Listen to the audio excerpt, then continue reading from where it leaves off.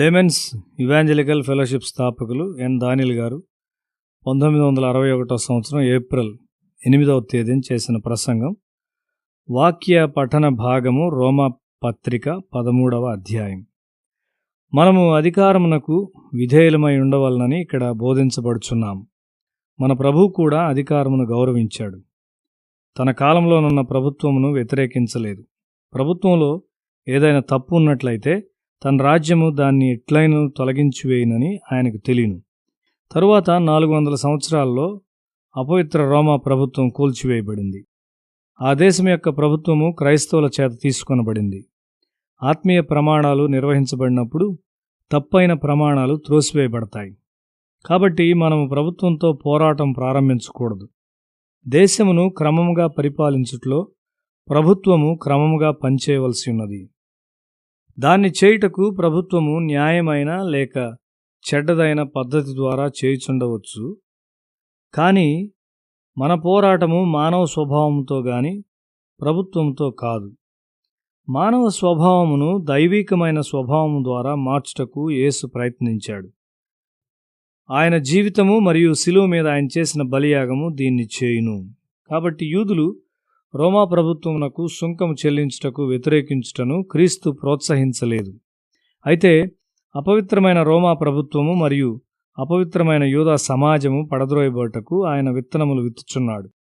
Machine స్థలాలను నీవు నిశ్చితంగా పరిశీలించినట్లయితే అక్కడ చాలా కొద్దిమంది దైవజనులు మాత్రమే ఉన్నారు. సంఘ నిర్వహణలో ఉన్నత స్థానములను పొందుటకు దురాక్రమ పద్ధతులను అవలంబించు మనుషులు అక్కడ ఉన్నారు. ఉన్నతమైన స్థితిని చేరుట వారి గురి. వారు క్రైస్తవ్యంలోనికి వచ్చారు. ఆ పదవులు భారమైన బాధ్యతలు గలవి. ఆ విధమైన పదవులను సరిగా ఉపయోగించకపోవటం వలన తీవ్రమైన శిక్షలు కూడా ఉండును. అది వారికి తెలియదు. వారి పదవులు చాలా ఆధిక్యత గలవని ఒక గౌరవభావం కలిగి ఉంటారు. వారి నుండి మంచి ఏమీ రాదు. దేవుని వాక్యమును వారు నమ్మరు. యథార్థత శ్రేష్టమైన పద్ధతి అని నీవు వారికి చెప్పినట్లయితే వారు దానిని నమ్మరు. వేషధారణ లాభదాయకమైందని వారు నీతో చెప్తూ ఉంటారు. నిజంగా నీతిమంతులైన ప్రజలు మిషన్లు ఎక్కువ కాలం కొనసాగలేరు.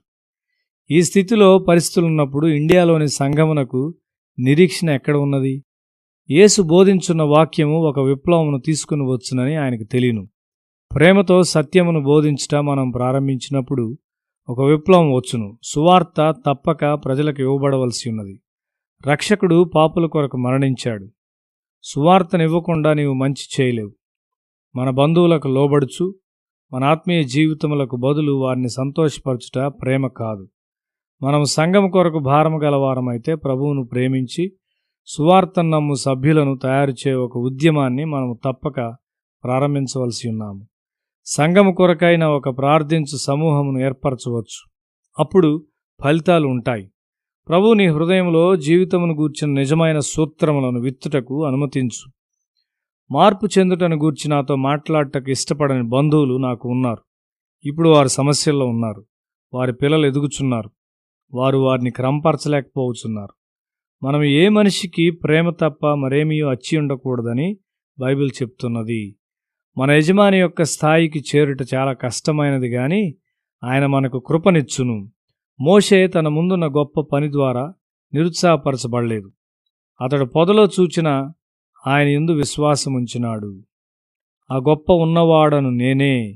నీ పొరుగువారు, నీపై అధికారులు, నీ క్రింద పనిచేయువారు లేక పెద్ద అధికారుల కొరకు ప్రార్థించు. లేనట్లయితే సాతాను వారు నీకు వ్యతిరేకంగా ఉపయోగించుకొనగలడు. పెద్ద అధికారులను గూర్చి భయపడవద్దు. నీకు అవకాశం ఉన్నప్పుడు నీకున్న వెలుగును వారి మీద ప్రకాశింపనిమ్ము. తప్పైన భక్తి, అపవిత్రమైన ప్రభుత్వాలు యేసుక్రీస్తు ముందు ముక్కలవుటకు కారణము గొప్ప మార్పును తీసుకొనవచ్చు. దైవికమైన స్వభావములో మనం ఎదుగుదాము.